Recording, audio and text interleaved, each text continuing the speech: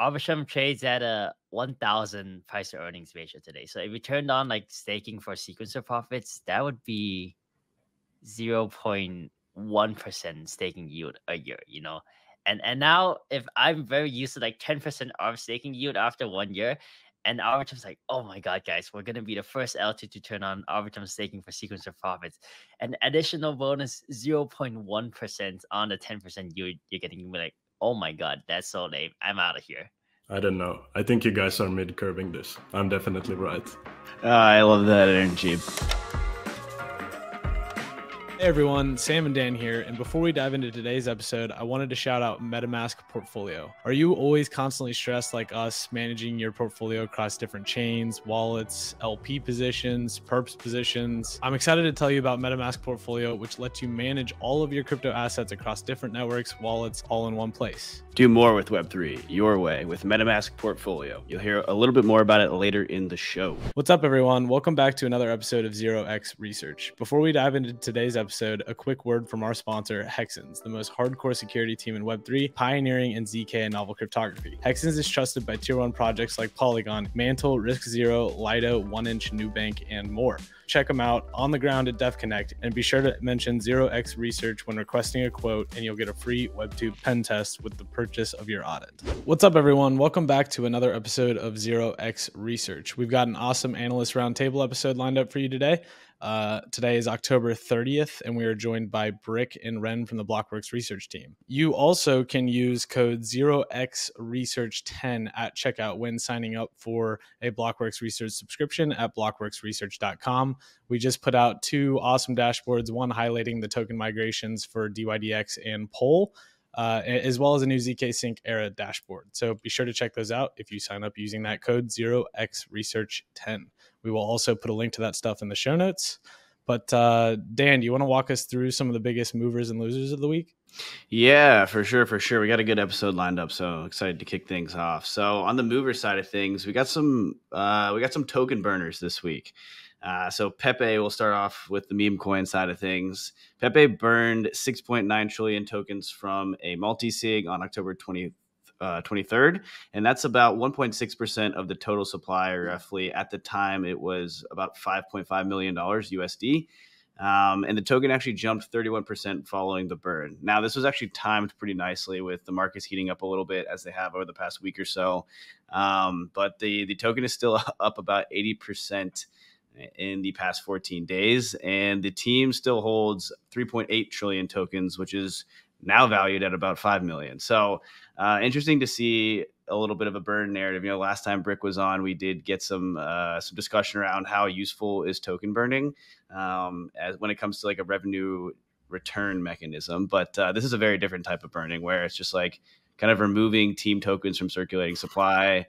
So definitely, I think partly why this was perceived differently than the market. I don't think anyone's looking at Pepe for any fundamental reasons, but if you remove tokens from the circulating supply, that's just going to be this bullish catalyst that traders are going to want to kind of jump on the train of.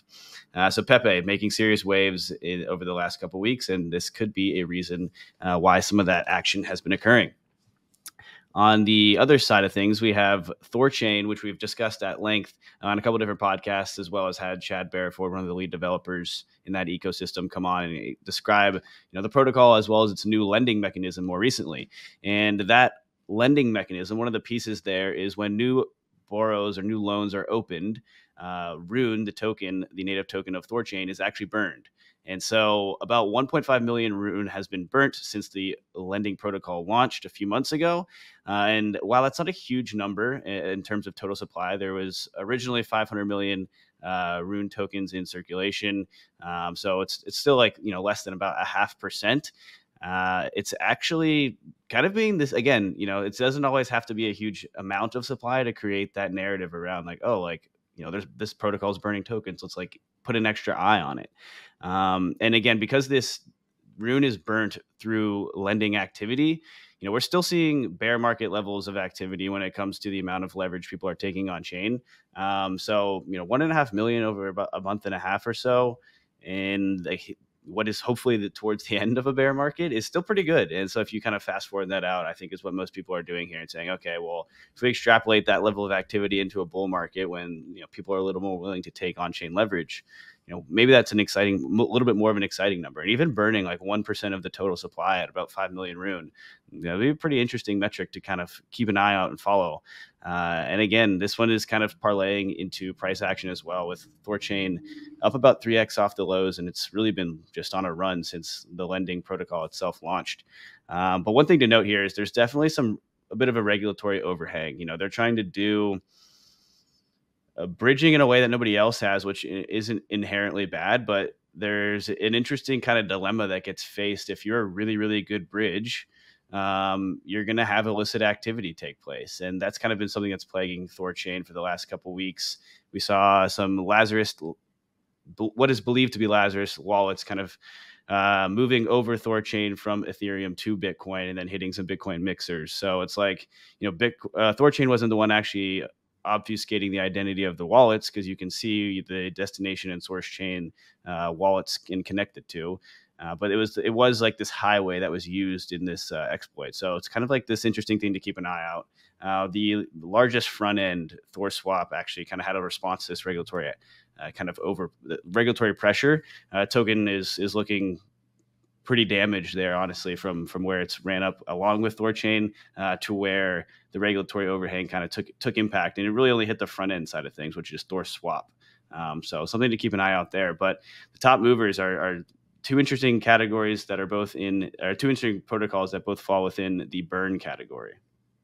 I can talk a bit about losers. So I think Friend.Tech was one of the larger losers last week. You know, if you combine 3-3 and like an exponential pricing curves, once that starts to unravel, that unravels pretty damn quickly. So there were a few days last week where for the first time, active sellers were more than active buyers. I think there was a day specifically where 84% of the volume was sell volume, and that's a lot, you know. 219 out of the top 250 keys fell in price. TVL peaked at 51.5 million roughly, and is currently sitting at 44 million. You know, ever since Friend.Tech launched, you've seen clones launch on every single chain. To be honest, I think the most notable one was probably Stars Arena and Avalanche, in a bad way because of like the consecutive exploits that it sort of received and the bad publicity. But I think this was always bound to happen. It's kind of what you get when you apply like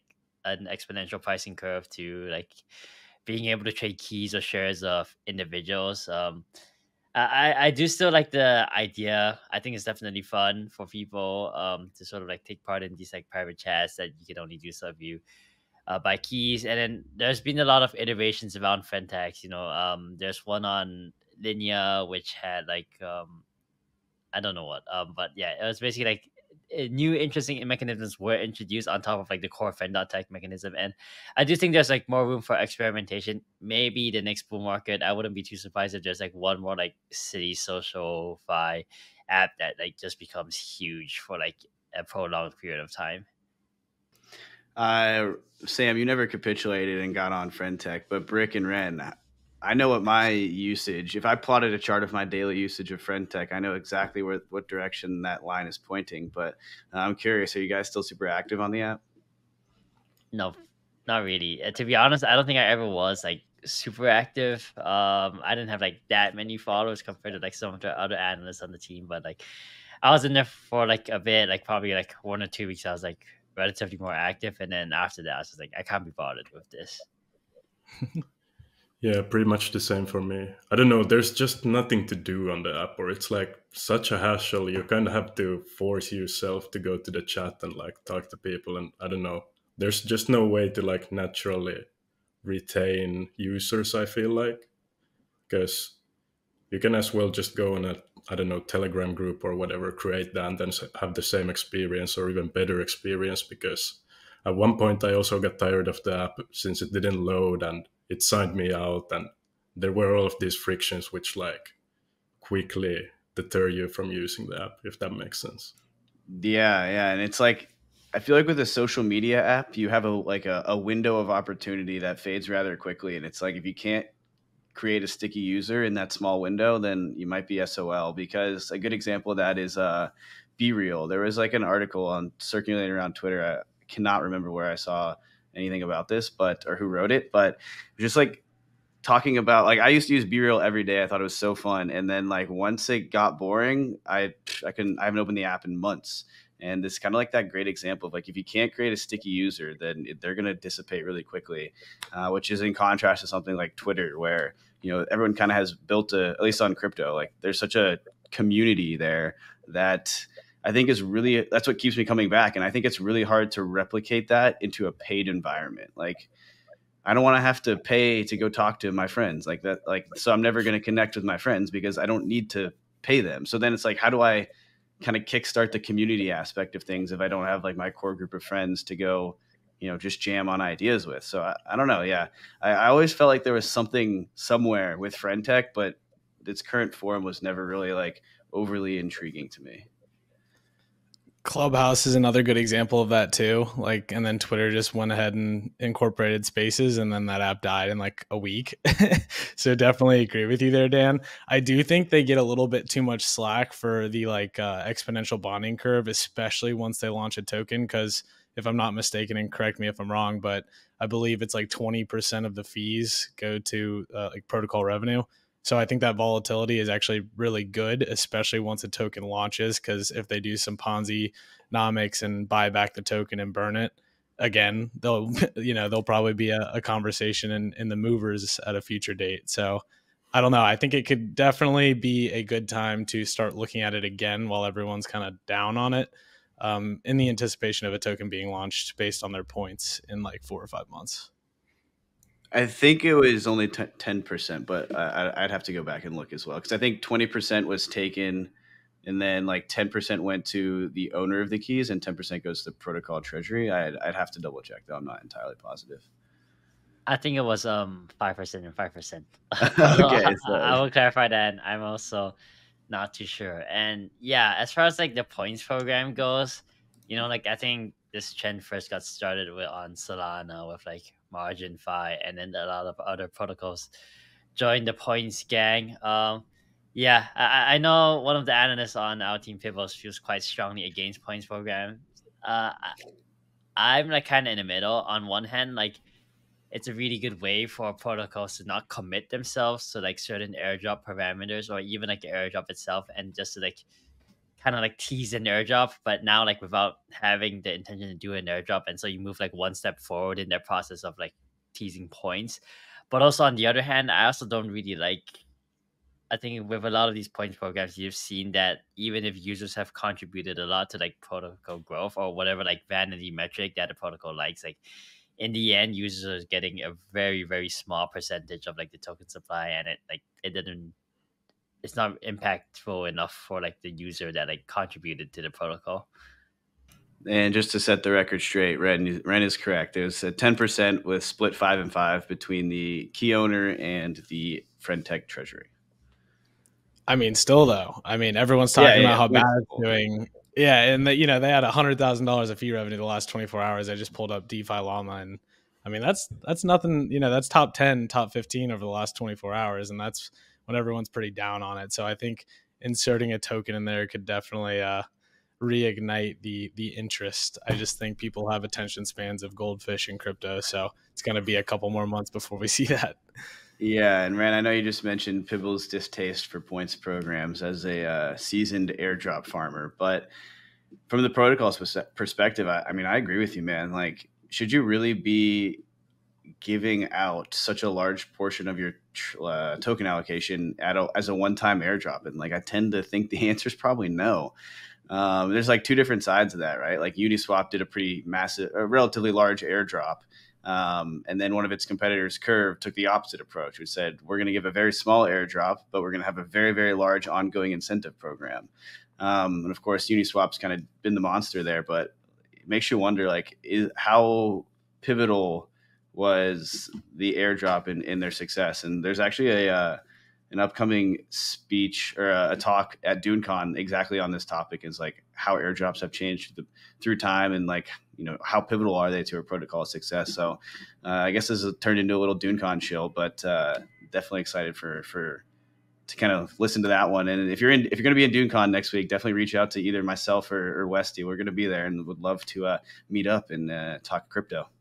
What's up, everyone? As we explore today's blockchain landscape, let's take a moment to recognize Hexens, the premier cybersecurity provider in Web3. Hexens is trusted by tier 1 projects like Polygon, including a security review of the new Polygon zkEVM, Mantle, RiskZero, Lido, 1inch, Nubank, and more. Get a deep dive into your technology stack with the most comprehensive analysis in cybersecurity consulting. With over $55 billion secured, they cover everything from smart contracts to blockchain to Web2 pen tests. There has been nearly $7 billion of total value hacked in crypto's nascent history, so it's safe to say that your team has a lot on the line. Don't skip out, take your security seriously, and choose Hexens. Don't forget to mention 0x Research for a free Web2 pen test with your partnership, and you can reach out to Hexens at hexens.io or find them on the ground at DevConnect. Without further ado, let's get back to today's episode. It's probably a good time to jump sections here and keep the ball rolling with a governance update.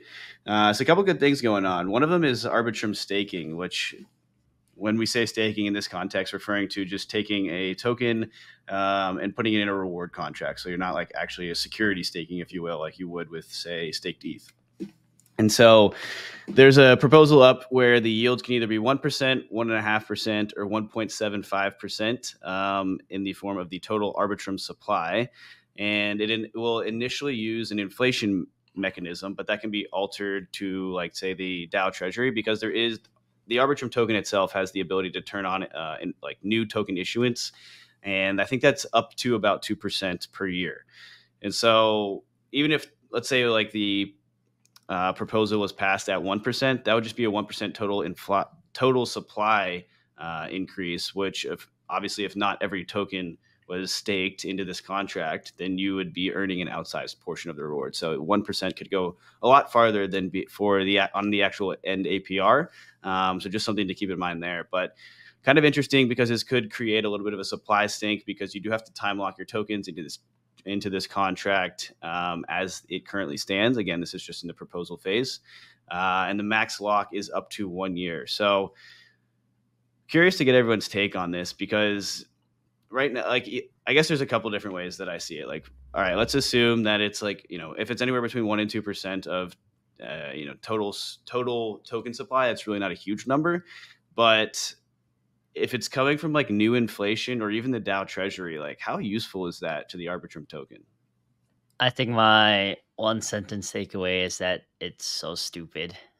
Like, by locking up your ARB tokens into this reward contract, you are literally contributing nothing to, I guess, like any set of stakeholders, to be honest. The foundation, the DAO, the ecosystem, maybe people that are like trading ARB and holding it in hopes that like your supply sync will offset some of the inflation, or like this supply like becomes circulating or liquid once like DAOs start using those for liquidity incentives or whatever. But my take is that like it's very pointless. I feel that the mechanism isn't that bad, especially if it's such a small percentage of the total supply. Like, it's always better to do something than just let it have rest in a treasury or whatever, like without it doing anything.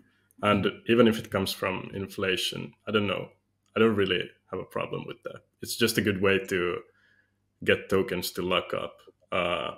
And if they really don't have anything better to invest in at the moment, like it seems that a super popular thing to do right now is just like give grants to protocols, which is also debatable, like how effective that is in the long term.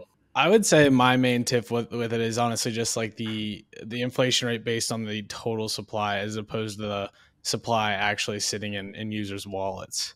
Like, I can't remember the max supply off the top of my head, but there's really not that much supply circulating, especially if you kind of exclude the ARB that's just sitting in the DAO treasury. Like, if you look at just the ARB sitting in liquidity pools and in different individual users' wallets, that inflation is actually going to be a lot higher than 1.5%, or 2% sounds on paper, in my opinion. So I get the motivation to get people to lock up ARB, so that way the price pumps short term, the value of incentives goes up short term. But I think long term, I don't know if that's really the best thing ever. Like, I feel like they should maybe wait until there's a mechanism where ARB staking is actually needed to maybe decentralize the network, participate in fraud proof resolution or something along those lines, other than just handing out tokens for the sake of handing out tokens.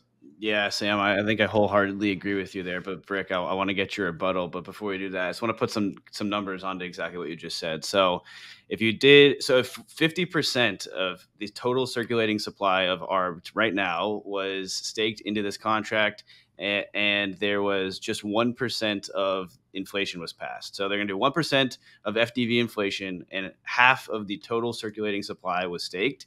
That would equate to about a 16% APR staking yield. So that, to your point, like there is a big mismatch there, and that does create like a larger number. So you take this 1% inflation that everyone will feel, and you can kind of make a really attractive supply sink here. But like, again, like how useful is that? Like, why do we need to do that? What is the main drivers? And Brick, I'd love to get you to expand on like why this is beneficial to maybe ARB token holders and the DAO as a whole. I mean, it's just another way for investors to earn a yield. Maybe I'm thinking about this from the wrong perspective, but as an investor, I feel that I can either participate in this or not, and it's my own decision. I don't get inflated if I don't want to get inflated, if you know what I mean. I get what you guys are saying, that it might not be a good long-term driver for the protocol, but okay, what's the alternative then? What else can you do at this point? I would say maybe you don't need to do anything right now. Like the sequencer is making a couple $1 million every quarter. If you wanted to do some sort of like revenue share, like I think that could be a more interesting way to do it. Of course, you probably have a lower yield than inflating your token by 1%, which in the grand scheme of things isn't very impactful. But it's just like I don't get the why here. Like, okay, yeah, maybe this makes price go up, and that's good in the short term, but it seems a bit. It seems like a circular error here. Like, oh, we just issue new tokens to our own token for no particular reason. Yeah, I also think like no one's looking at, say, with like a 16% staking yield. Like if you were gonna sell ARB tokens, you're still gonna sell it. Like even with that 16% staking yield, I think in terms of like supply dynamics, that's not gonna change someone's decision about whether they're gonna buy or sell Arbitrum tokens that much. Like if I have ARB sitting in my wallet today and I was gonna sell it, I'll sell it. It's not like I'm gonna see this proposal and I'm like, okay, maybe I'll get like 10 to 16% staking yield, and I'm not gonna sell it. Maybe I'm mid curving this, but I don't think it's that impactful for like the average like investor decision. That plus they're gonna have okay, if you fast forward to the long term, there will be some sort of like decentralized sequencer, and if you really think like zero knowledge proofs are the way, then eventually they're gonna have to have some sort of approving system, and both of those things will over the long term need to be decentralized. So if that's the case, and we're gonna have to have an actual service that gets incentivized, then I would want to save this inflation for actually performing a service to the protocol, like incentivizing a decentralized sequencer, for example. Then like that is a service, you're performing a service, it's related to the security of the network, and that should be incentivized through inflation. So that could that's kind of the way I would want to see new token issuance being used as I'm thinking about it right now. I was going to say, I think it's a great way though to, if you want to do that in the long term, this is a great way to start and kind of manage expectations. I've been lately looking at Link for a bit, and I feel they're really good at this, where they're like, even though their native token might not accrue as much value as everybody thinks or whatever, they're really good at like managing market expectations by making this like super forward-looking optimistic outcomes. And in a way, I feel that this could be one of those things where like, if not Arbitrum does it themselves, like the community starts spinning up this narrative of like, okay, they're introducing staking now. When are they going to decentralize the sequencer? Is this going to be like a new revenue opportunity for us? And then it like spirals from there. And as I said, I feel that if it's really 1% of the total supply a year, I don't feel that that's a bad cost, or like it's a good risk return investment in that way. All right. Speaking of sort of setting expectations, then, like right now, this expectation is, I think, like, even if this goes through, even in the most bearish scenario, let's say staking yield is 10%, right? Then you sort of set that as like your baseline expectation for ARB staking. And for example, if you turned on staking for sequencer profits today, right? Arbitrum, checking our analytics dashboard, which you should definitely check out. Arbitrum trades at a 1,000 price to earnings ratio today. So if we turned on like staking for sequencer profits, that would be 0.1% staking yield a year, And now if I'm very used to like 10% of staking yield after 1 year, and Arbitrum's like, oh my god, guys, we're gonna be the first L2 to turn on Arbitrum staking for sequencer profits. An additional bonus 0.1% on the 10% yield you're getting. You'll be like, oh my god, that's so lame. I'm out of here. Right. If anything, I think like that may be slightly bearish in terms of setting expectations. I was just going to say, basically, like, you're discouraging activity by just telling people, hey, lock up tokens to earn more tokens. It's like, if you really want to improve the entire ecosystem, increase sequencer revenue, like, it would make more sense to like have people LP USDC native USDC, because right now USDCE has a bigger market share than native USDC with ARB, and then you lock up those LP tokens so there's more liquidity, and then you can get rewards there. Like, there's a lot of different things you could do that actually benefits the entire ecosystem more than just, all right, guys, here's your free, risk-free 20% yield on ARB.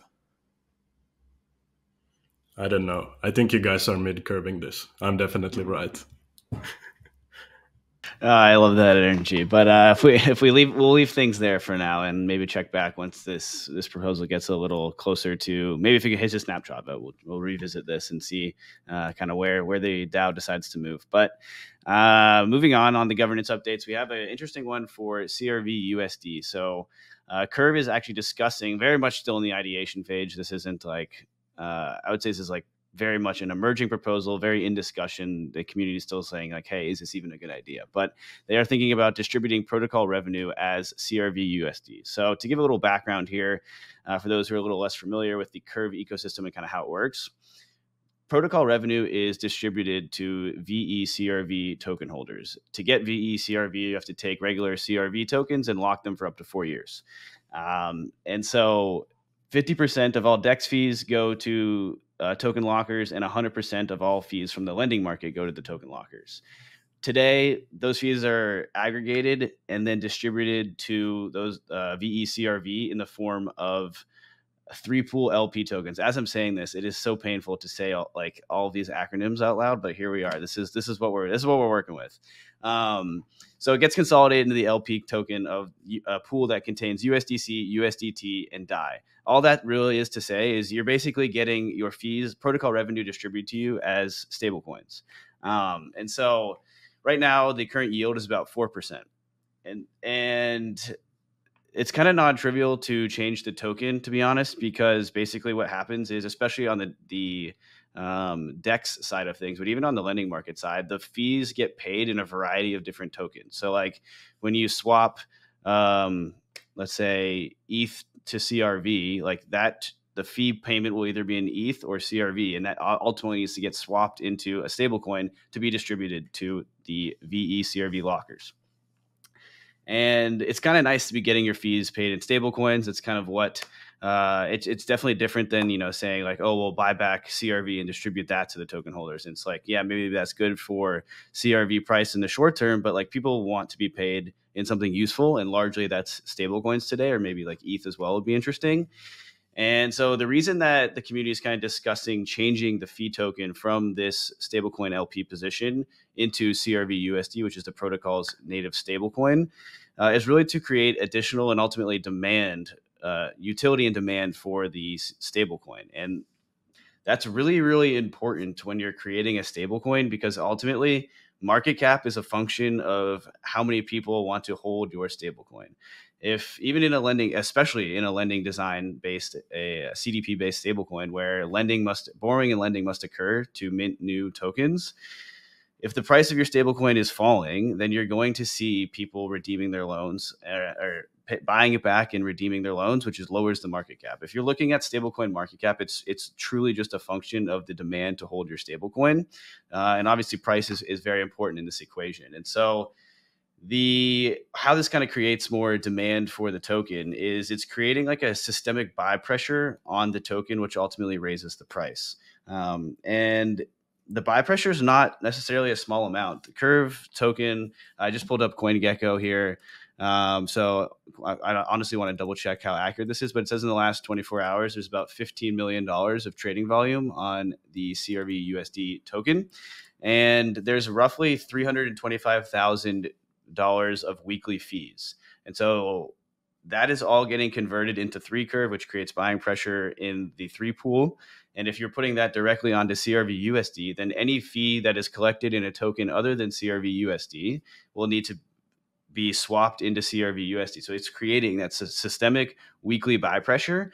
And that's also presuming that the token holders that are currently being paid in a combination of USDC, USDT, and DAI are willing and excited about being paid in CRV USD instead. And it kind of has like this twofold impact on the token, I would say. So Curve has a really, really interesting interest rate model where the price of CRV USD is a factor in the current interest rate paid by borrowers. So it's not a function of governance at all. Governance can tweak some specific parameters, but like the rate will freely update on its own. And so a higher CRV USD price will directly lower the fees paid by borrowers by shifting the equilibrium of the rate curve. And it will indirectly lower the interest rate by activating the AMOs in the Curve ecosystem, which will automatically deploy capital into the pools. And then the act of deploying capital into pools also decreases the current rate. So it has this twofold effect on not only decreasing the current interest rate paid by borrowers, but also kind of creating this systemic demand for the token. And Curve's seen some great success with its new lending market here. I think the total market cap's up to about 128 million as of today, and it's really been on a great pace. And so it'll be exciting to kind of watch this, see if it has any major impacts on the stablecoins growth. I know we talk a lot about Go that launched at a similar time. We talked a lot about Go the other week, so we won't kind of try to make the comparisons here, but curious if you guys have any thoughts on Curve's lending market after I just spent that time rambling. I got a question, and this might be a dumb one, but does the interest rate ever go negative? And then if you're paid out CRV USD, is that fine to just hold in your wallet? Like you're not getting charged any interest. Then on top of that, obviously you don't want a depeg to the upside and then screw borrowers over who then have to buy back that CRV USD and then repay their loans. So I guess that's kind of loaded, but how does that work? Great question. So 3 questions. No, the interest rates are asymptotic to 0, so they cannot fall below 0. The second question, the only people that pay interest in the system are the active borrowers. So if you just like went to a liquidity pool and bought CRV USD, you're just holding a stable coin, similar to holding like DAI. When the token depeg and the stablecoin depegs to the upside, that actually allows the AMOs to kick in, and then they will basically sell unbacked CRV USD into the pools, and that lowers the price. So I say sell, but they're really just making a single-sided deposit of CRV USD. So that like brings the pool back into equilibrium, which is what they call like deploying debt into these pools. And so that the act of deploying debt based on the interest rate formula actually lowers the rates paid. So deploying debt is good for low rates. That's pretty cool. Do you think there's any big risks of this, like depegging to the downside? Because if I remember correctly, the big, quote-unquote big depeg a couple of months ago, the AMOs almost ran out of like capital to buy back the stable coins. And if that would have happened, then the only thing that's anymore like defending the peg is the interest rate mechanism, right? Right. Yep. That's exactly right. So the AMOs are only useful for depegs to the upside, just as like a PSM is, until it's empty. Then there's nothing left to kind of sell and try to fight back. When things depeg to the downside, you're left with 2 things, like an interest rate mechanism to kind of incentivize activity, and arbitrage from borrowers, right? Because if I borrow something at 1 and then I sell the stable coin, and then let's say a huge depeg happens and it depegs to 80 cents, let's just make up a number, then when I go repurchase, I can buy what I sold for $1. I can buy it back for 80 cents, basically. Like, you're going short the thing you're borrowing effectively. And so that's one method. And the other one's the interest rate mechanism, right? And so when the stablecoin depegs to the downside, interest rates like hyperbolically increase. And so if you get like a material depeg, you're going to see a very, very large number in interest rates. And there's a cap, of course, but like depegging, to 99.95 is like you start seeing material movement in the interest rate. Okay, maybe I misunderstood the mechanism then, because my understanding was that AMOs start closing their positions, which decreases the stablecoin supply, which should bring the peg up again. But I mean, I guess it depends how you count stablecoin supply. Personally, when it comes to like CDP stablecoins, I would really only count the circulating supply that is like from actively borrowing the stablecoin. Like, I mean, the peg keepers deploying tokens, like if I wanted to know the adoption and traction of a protocol, like I wouldn't be interested in how much debt they've deployed into these pools. Yeah, makes sense. But the total supply should still have an effect on the price, right? Total supply, no, just price. Frax bulls and shambles after that comment, Dan. I could take this last governance update if we're ready to move on past Curve. So Osmosis just passed a proposal to incentivize dYdX liquidity. The pool will have a 0.05% swap fee, and the proposal suggests allocating 200,000 Osmo tokens towards incentivizing LPs there. That's about $70,000 US. And it's over 50 days. So they would need to see roughly $150 million of volume in order to make back that spend in Osmo tokens to essentially make it a worthwhile venture. I personally love this. I think there's going to be a ton of ARB opportunities between the ETH dYdX coin that's locked in the bridge or circulating over on Ethereum versus the stuff that's going over on in Cosmos land. So I expect a bunch of volume here, and I think it'd be pretty good for Osmosis in terms of pumping their volumes and fees. But curious if you guys have anything to add there. I think just a few things that just briefly come to mind. I think liquid stake dYdX is going to be a pretty big thing. So I'm not sure whether Osmosis is incentivizing like dYdX liquidity or like staked dYdX liquidity, but it'd be interesting to see the direction they go. I know roughly $50 million of dYdX has migrated over from Ethereum so far. And the reason I know that is because Dan has built a great dashboard on our analytics too. So if you're interested in how that's going, definitely check that out. But yeah, I think I'm interested to see like whether, for example, liquidity for staked dYdX will be more than dYdX. And then just another completely random thing that comes to mind is if you're a centralized exchange and you're holding like users' balances in dYdX, like do you also bridge all of that to like the new like app chain, or what do you do there? I actually have no idea. You'd think that they'd migrate the tokens to the, proper token standard, but maybe they'll be like the last ones to do that. But not completely sure. That's a really good question. Yeah, I like your point about the stake dYdX. I agree. I think that's going to be a pretty hot token in the Cosmos DeFi ecosystem. But it's definitely a good move, right? If you're a DEX, you need to fight for liquidity. And I don't know, but I'm really curious what's going on some of the DEXs on Neutron, like Astroport. That's really seems like it's going to be the main rival to Osmosis in terms of who's going to win the liquidity wars for major assets over there. And so, yeah, I don't know how that's going. Like, I don't know if they're making a push as well, but dYdX is like probably the most exciting DeFi asset in the Cosmos ecosystem now, and would be very interested to see kind of what that looks like. And the token migration thing's pretty interesting. So we've only seen about 5.9% of the supply migrate over. And one thing I'm interested in is to see if we get any like weird price mismatches between the ETH version and the Cosmos version as a more meaningful amount of liquidity is migrated from ETH to Cosmos, because there's like there's a really easy arbitrage if you need to move the asset from ETH to Cosmos, but it's a one-way bridge, so there's no going back. So like I don't know how you'd kind of repeg it if the ETH asset got like crazy whack out of price. So I don't know. Definitely something I'm keeping an eye on. I don't think I'm going to be like trying to make any plays or anything by any means. That's definitely not financial advice, but just as like a data junkie, I'm really curious to see how those two prices match. Stride as well also put up a governance proposal on the dYdX forums to basically, I can't remember exactly what the proposal is, but they're trying to get the dYdX LST live for them, so that way they can start capturing some of that market. So that's another governance update to pay attention to.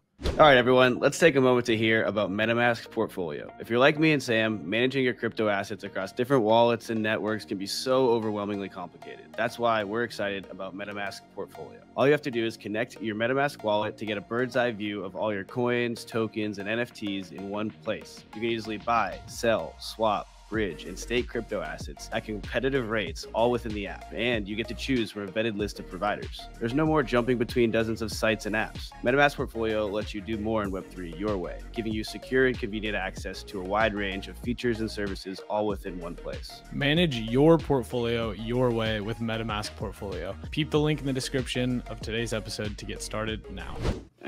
Should we move to Hot Seat Cool Throne? Let's do it. All right, Ren, kick us off, man. Sure. This week I have LayerZero in the hot seat. I especially wore my LayerZero shirt for them. I don't think I put them in the hot seat, to be honest, but LidoDAO has definitely put them in the hot seat. So on October 25th, LayerZero announced that wstETH is now available as an OFT on Binance Chain, Scro, Avalanche, and Ethereum. For those who need a refresher, OFT stands for Omni-Chain Fungible Token. It's sort of this like cross-chain token standard that allows tokens to be minted and burned through the LayerZero bridge.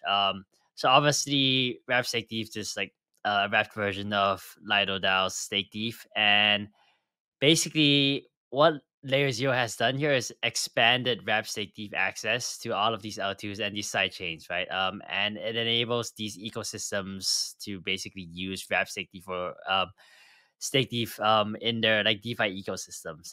It's gotten a lot of pushback so far because what LayerZero did was on the day itself, they posted a forum post in the Lido forums saying that they will give ownership of the wstETH contract to the LidoDAO upon support. And in their marketing material, mostly their tweets, they use statements such as wstETH is now integrated with LayerZero's OFT standard. Or for example, this will enable respective DeFi ecosystems to flourish while supporting Lido's desire for chain expansion. So, you know, if you were reading these tweets, you would maybe walk away thinking that this was like a big partnership between LayerZero and Lido, that they've been working together for like a long time and hashing out like the security concerns.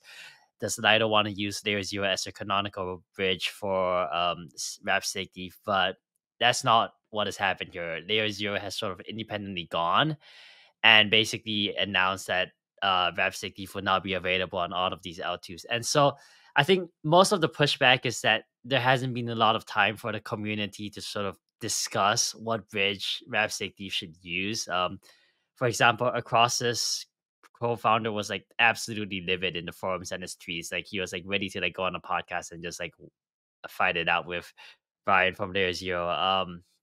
And basically like people are scared that the security of LayerZero isn't enough for a token that's so important to DeFi. It's probably like one of the largest market caps today, and Hasu especially, right? Hasu is chief strategic head strategy for Lido, and his comments in the forum were like very, very heated. You know, like he says he was speechless by what he's witnessing here. The parties involved burned a lot of goodwill. There were a lot of sketchy sales tactics involved, and by unilaterally deploying a bridge and marketing it in an official seeming way, you're trying to pressure the DAO into accepting and avoiding liquidity fragmentation.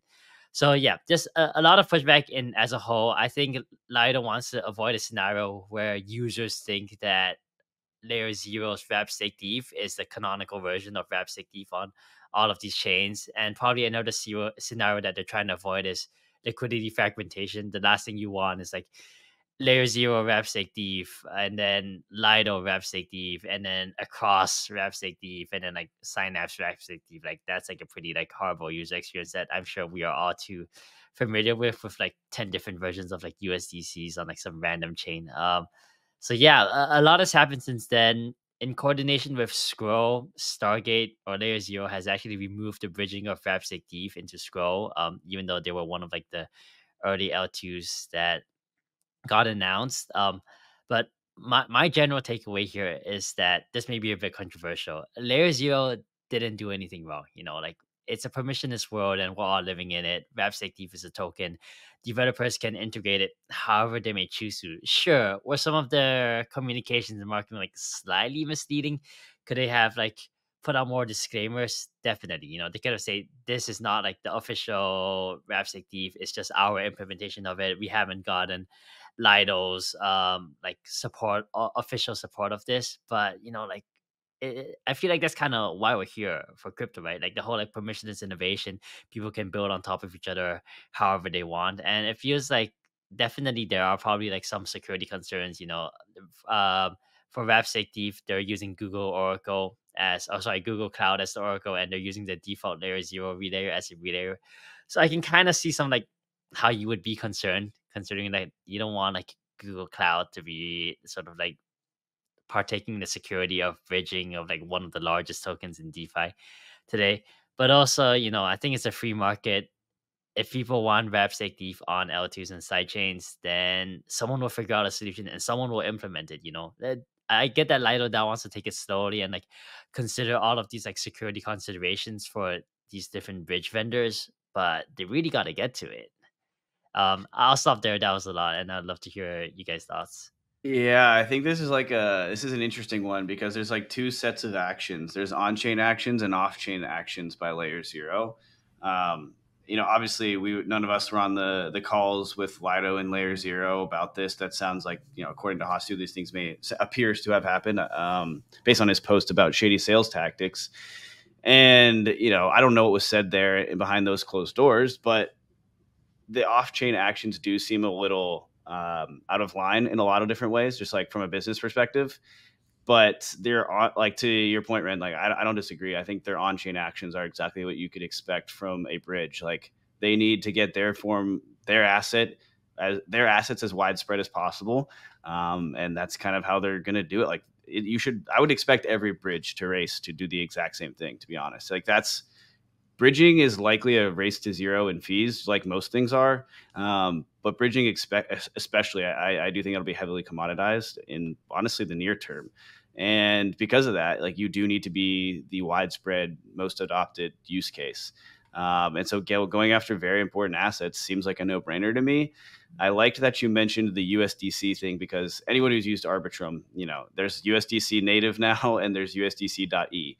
And it is a little bit of a pain in the ass, but at the end of the day, like it's not a huge thing. It's just kind of like, you know, how the cookie crumbles. And yes, I think everybody would agree that UX is better with one version of the asset, but if you're Lido, like, you know, you have this really in-demand asset, you got to get that thing. You have to race the bridges in a lot of different ways. And there's not this great silver bullet for bridging solutions. And it's like that kind of makes the problem worse because people are very concerned about the risks that are associated with bridges. And for good reason. We've seen how many billions of dollars get exploited through bridges.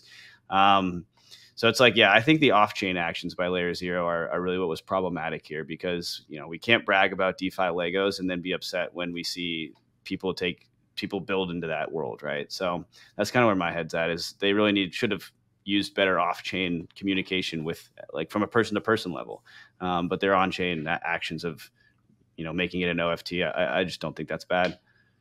Yeah, I don't get this from like a business perspective because you're making so much bad will or whatever you want to call it for yourself. Like now you're messing with one of the biggest protocols in DeFi.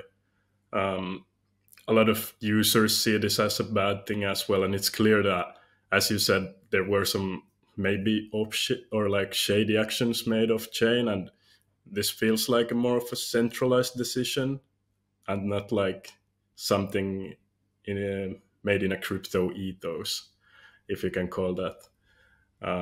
Which is why I'm kind of against this whole thing, or like I didn't like how this whole thing played out. I just feel like as Lido, you can't have your cake and eat it too. You can't be like, oh, well, you guys want us to self-limit? No, like market forces will decide. Like this is kind of the same thing if you ask me. I mean, if the OFT token that they create and launch doesn't have any demand, then boom, you're fine. Doesn't matter. Right? What am I missing here?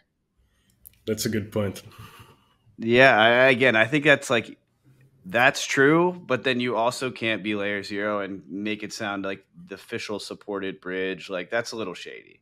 And of course, there's a good chance that was just a social media person trying to do their job. Like there could be no malicious intent behind that. I don't know, but I think it just comes again. Like I'm gonna keep saying this, but I think it was just their behavior behind closed doors and then marketing it as an official bridge. Like I definitely disagree that was an appropriate move.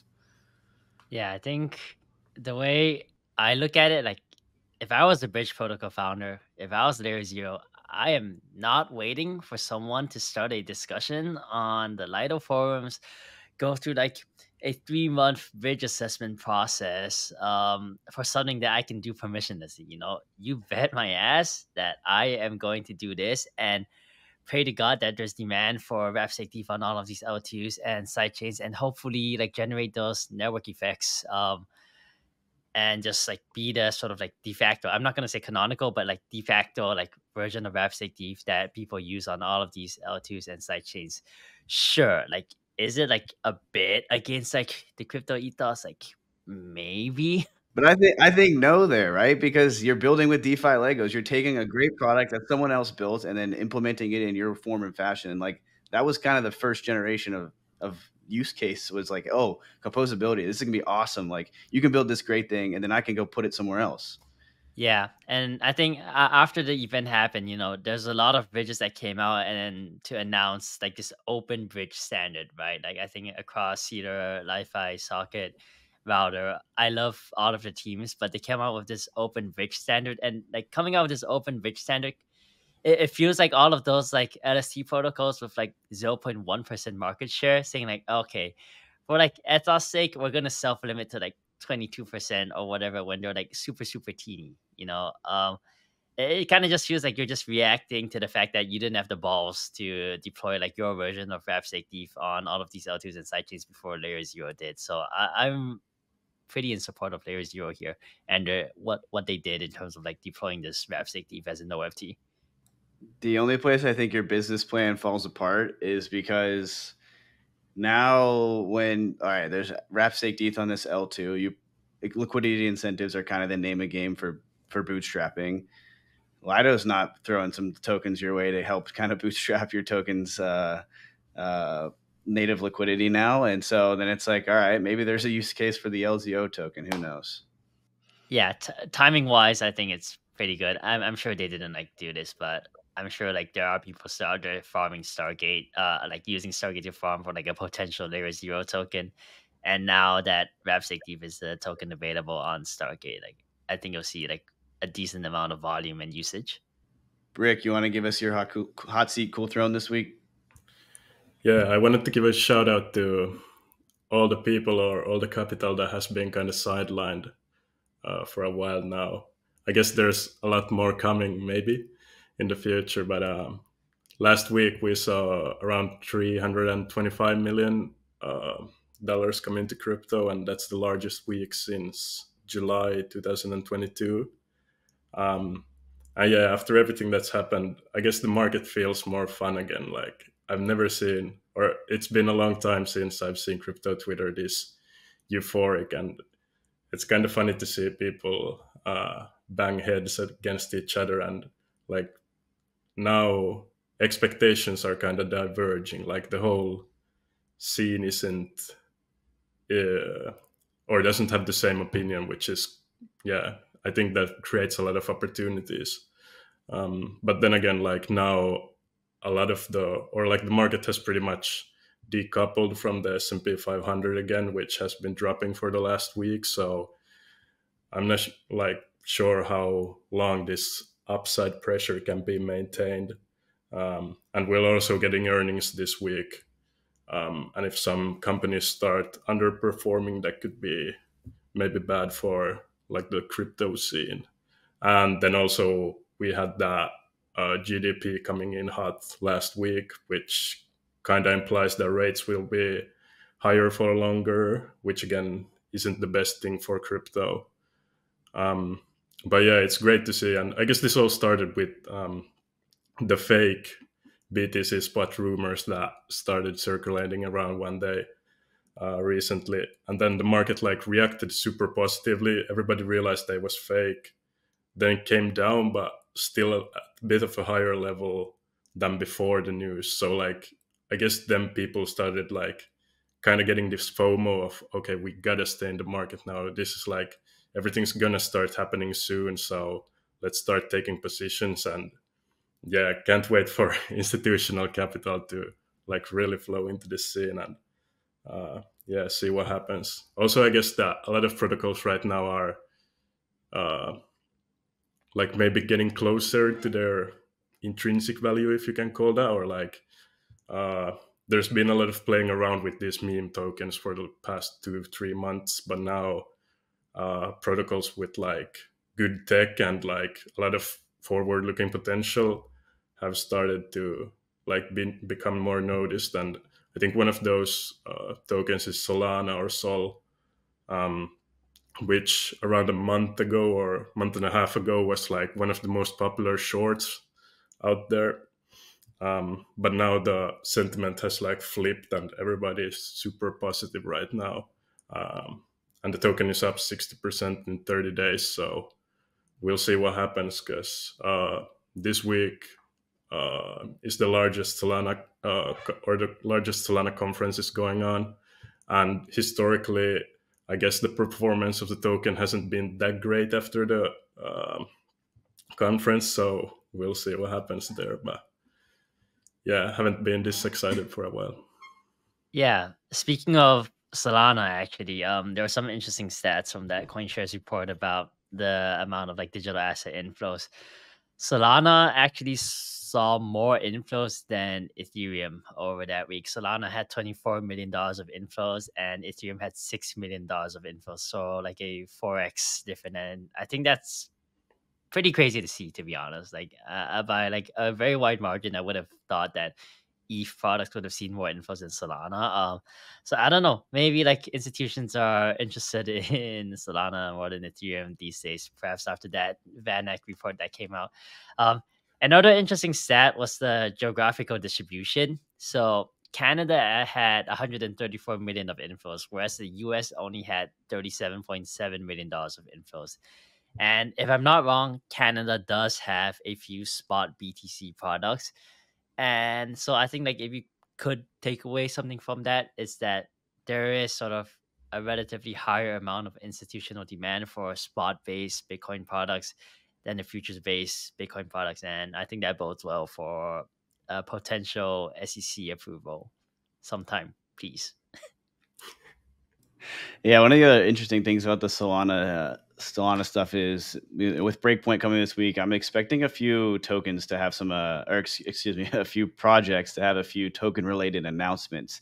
We've seen points programs going on from Jito and the liquid staking solution and MarginFi, the lending platform.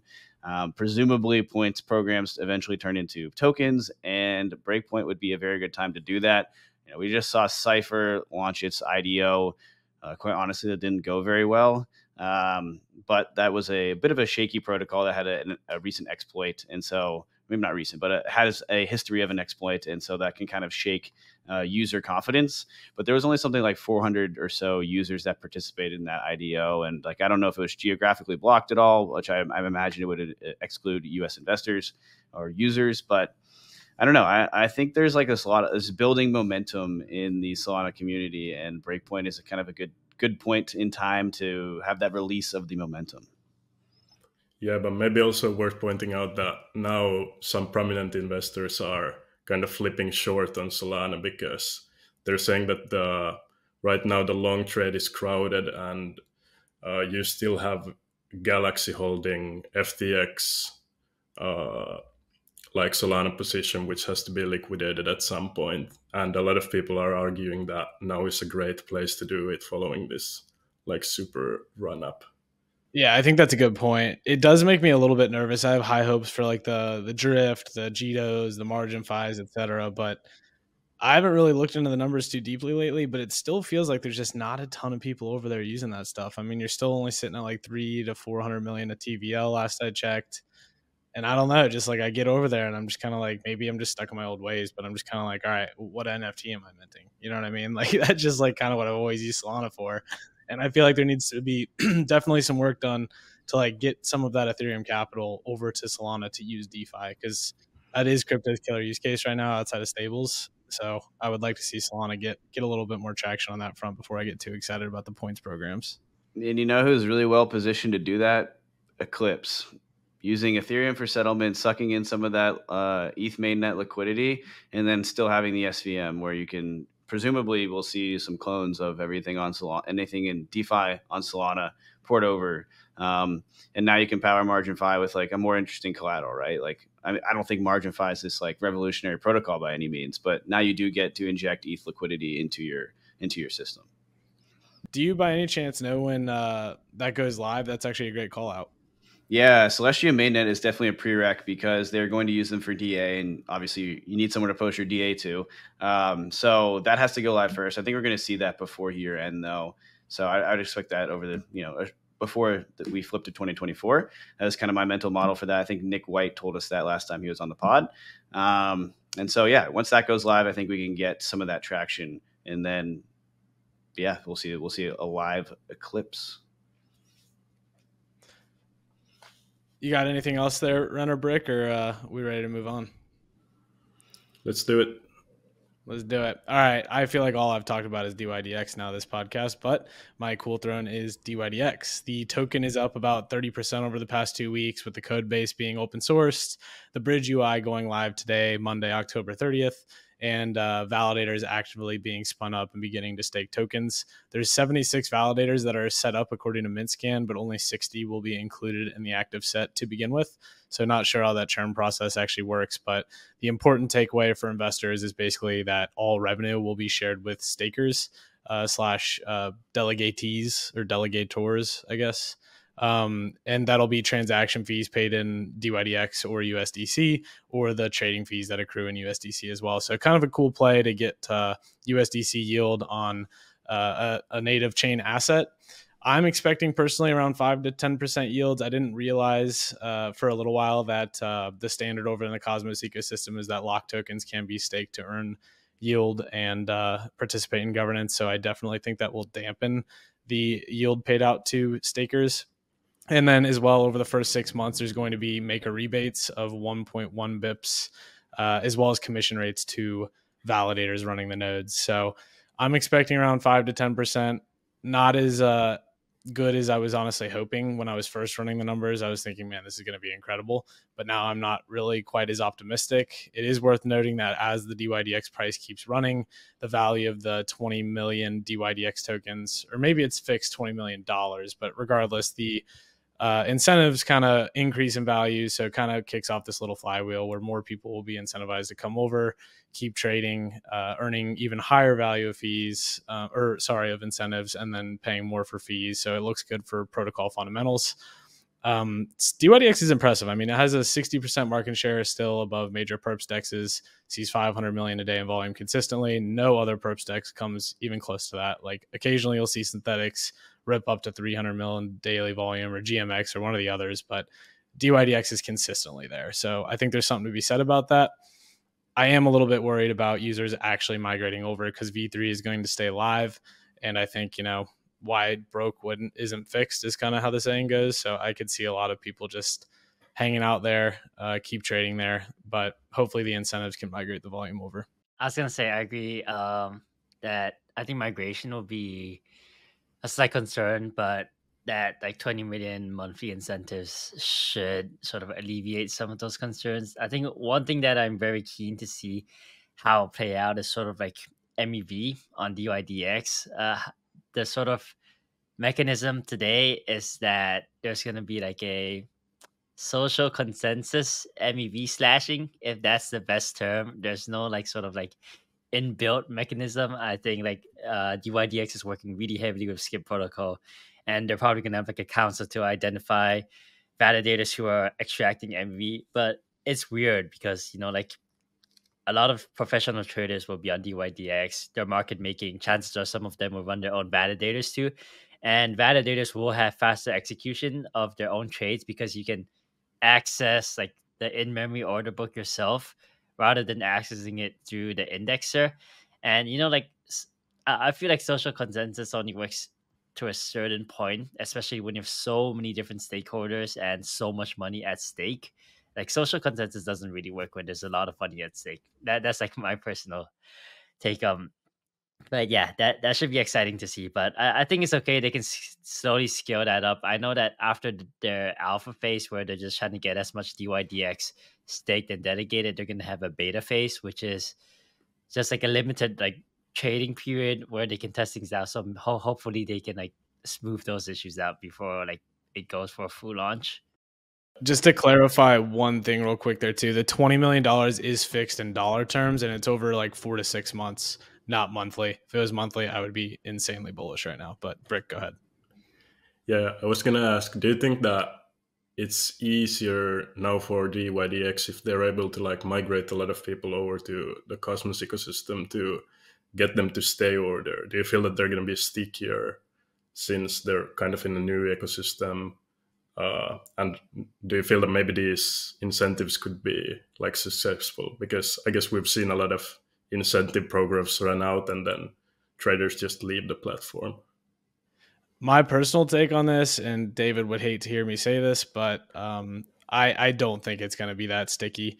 You've only got 2 assets on the platform, dYdX, the token itself, which has a one-way bridge. So yeah, don't expect that to go anywhere other than dYdX chain for the most part, other than maybe some like osmosis pools or something like that. And then I also see just USDC through, Circle, CCTP. So CCIP. God, there's so many acronyms, but nonetheless, I don't think that people are going to be going to dYdX and be Cosmos Pill and going over all these other applications. I think it's pretty much going to be a venue to trade, and it's like a standalone product. That's how Antonio has been positioning it and marketing it, as if, it's not a Cosmos chain. It's just a product that's really good that people can use, that's decentralized, that's community owned. So yeah, that's just my 2 cents on it. Yeah, I agree with your justification for that take there, Sam. Like my understanding is when you're on the dYdX front end, like it's not gonna feel too much like a crypto app where you like are like, oh, like this is fun. Like what else can I do on this subset of chains or applications? Like, maybe if you're trading like some degen thing on Arbitrum, like it very much gives you that feel, and that's probably a good thing for a general purpose chain too. But like I don't think it's gonna feel like, oh, let me go take this USDC that I have as collateral, bridge it over to Kujira or Osmosis or Canto for however long it remains a Cosmos chain. I just don't think that that's going to be the feeling that you get when you use the app. I should mention too, just real fast, the large unlocks. There's going to be like 60% month over month inflation from November to December with that. So that's just another brutal headwind. I don't know. I want to say, and I don't think this is public information or anyone actually knows, but I would bet a large percentage of these tokens belong to Antonio himself, considering how small of a team it was in the beginning. It was literally just him, and now it's like a pretty big team. But I would guess a vast majority of those tokens belong to himself. And just listening to interviews with him, it does not sound like he has any interest in working on any project or going out of crypto. Like he wants to build dYdX for the foreseeable future. So I could definitely see a lot of those tokens being staked immediately, not sold, and then just occasionally dipping into the piggy bank and selling when he really needs to. But I don't think it's going to be some giant game over for dYdX sell event. And I'm sure a lot of investors are hedged accordingly already too. Of course, not financial advice, but that's probably a great way to wrap up the episode as well. So, appreciate you guys for joining, Ren and Brick, and we'll talk to you all next week.